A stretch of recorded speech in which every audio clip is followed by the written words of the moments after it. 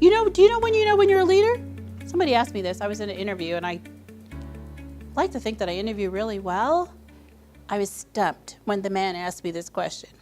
It doesn't usually happen, and I left so disappointed in myself.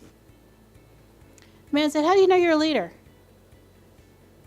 And I'm thinking, I'm in a leader. Oh no, I've been in leadership so long. I remember leading, right? Like when I was 8 and 10. Okay, so I just remember. And so he says, "How do you know you're leading?" And I'm like, and then the answer is when people are following you.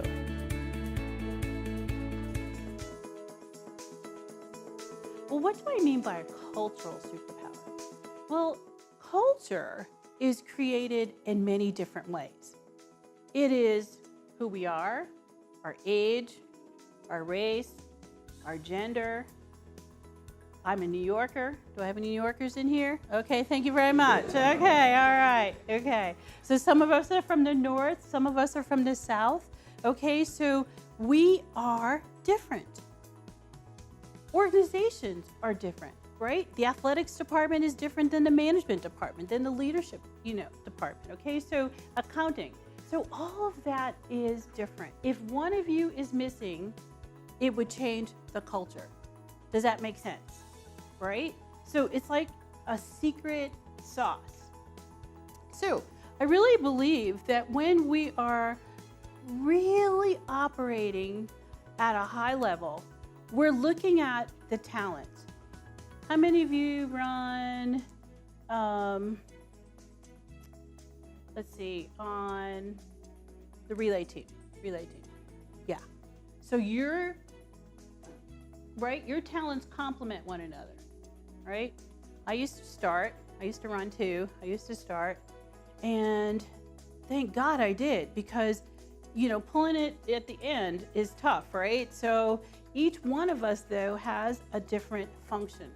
Obviously, you all are here because you value education, right?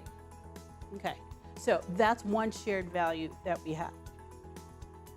I really believe that every single last one of you matter, okay? I don't know, this is way back in the day here, but Miss Potato Head, you remember that? I don't know, you've seen that, right? Okay. You have been uniquely created to be you. Going and going and going. My leg is hurting. My hands are numb. I didn't even realize that I had all these physical things going on with me until I stopped.